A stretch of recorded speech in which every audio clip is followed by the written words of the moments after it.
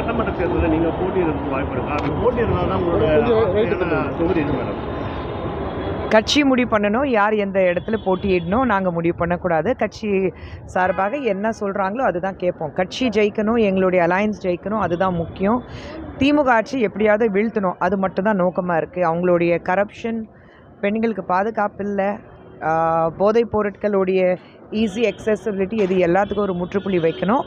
அதை நோக்கி தான் இந்த தேர்தலில் நாங்கள் எல்லாரையும் சந்திக்க போகிறோம். தனிப்பட்ட முறையில் நான் போட்டியிடணும், நான் ஜெயிக்கணுங்கிறது கிடையவே கிடையாது. ஒன்றுமே கொடுக்கல. எந்த தொகுதி உங்களுக்கு தெரியணுமா? எந்தெந்த தொகுதி கொடுக்க போகிறாங்க, எத்தனை தொகுதி கொடுக்க போகிறாங்க, யாருக்கும் தெரியல இன்னும். விஜய் வந்து நேற்றைக்கு சிபிஐ விசாரணைக்கு ஆஜராகிட்டு வந்தார். வெளியே வரும்போது மிகவும் உற்சாகமாக வந்தார். அதை நீங்கள் எப்படி பார்க்குறீங்க? விசாரணை ஆஜராகி அவர்கிட்ட தான் கேட்கணும். அதே போல் செந்தில் பாலாஜிக்கு நீங்கள் நாளைக்கு ஆஜராகிறதுக்கு சம்மன் கொடுத்துருக்காங்க. இந்த விஷயத்தை நீங்கள் எப்படி பார்க்குறீங்க? தவறு பண்ணும்போது சமன் வந்தால் போய் பார்த்து தானே ஆகணும். ஏன் யாருமே போகாமல் இருக்காங்களா? அவருக்கு நான் விதிவிலக்கா? சமன் கொடுத்தாங்கன்னா போய் பார்த்துட்டு வரட்டும். தொடர்ச்சியாக வந்து பார்த்தீங்கன்னா தாவேகா தலைவர் விஜயை வந்து என்டிஏ கூட்டணிக்குள்ள அழைத்து வரணும்னு சொல்லிட்டு பேசிட்டு இருக்காங்க. பேசுகிறவங்களுக்கு பதில் கொடுக்க முடியாது. ஓகே மேடம், தொடர்ச்சியான கேஸ் அந்த சிலிண்டர் அதாவது தட்டுப்பாடு இருக்கு.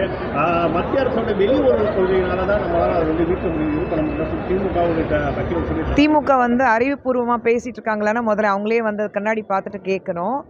எல்பிஜி கேஸ் பிரச்சனை வந்து இப்போ இருக்கிறது உலகத்தில் என்ன ஒரு பிரச்சனை போயிட்டுருக்கு அவங்களுக்கு தெரியாமல் இருக்குது.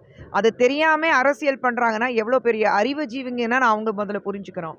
உலகத்திலே ஒரு பிரச்சனை போயிட்டுருக்கு, அவ்வளோ பெரிய போர் போயிட்டுருக்கு. அந்த பிரச்சனையிலே வந்து தமிழகத்தில் ஒரு குழந்தைக்கு சளி பிடிச்சாலும் அதுக்கு பிஜேபி நரேந்திர மோடி தான் காரணம் சொல்லிக்கிற அளவுக்கு ஒரு கீழ்த்தனமான அரசியல் திமுக பண்ணிட்டு இருக்கு.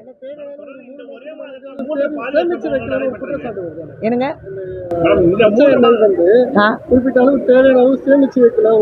3 மாசத்துக்கு முன்னாடி இந்த மாதிரி போர் வரப்போது நான் இவங்களுக்கு வந்து தகவல் கொடுத்தாங்களா? ட்ரம்ப் கொடுத்தாரா இல்லை நெத்தானியோ கொடுத்தாங்களான்னு முதல்ல சொல்லுங்களேன். இப்போ இவங்க பண்ணியிருக்கணும்ல, தமிழகத்தில் இந்த பிரச்சனை இருக்கக்கூடாதுன்னு இவங்களுக்கு முன்னாடியே வந்து ட்ரம்ப்பும் தொடர்பு பேசிட்டு சொல்லிட்டாங்களா? இல்லை ஒரு இஸ்ரேலுடைய பிரைம் மினிஸ்டர் பேசிட்டாருன்னா இவங்க சேமிச்சு வச்சிருக்கணுமே. ஒரே மாதத்தில் கல்வி முதன்மையான நிலையில இந்த பாலியல் நாங்கள் சொல்லிட்டு இருக்கிற விஷயம் ஒன்று தான். திமுக ஆட்சியில் பெண்ணுங்களுக்கு குழந்தைங்களுக்கு எந்த பாதுகாப்பு இல்லை. லா அண்ட் ஆர்டர் வந்து எங்கேயோ போய் நிற்குது.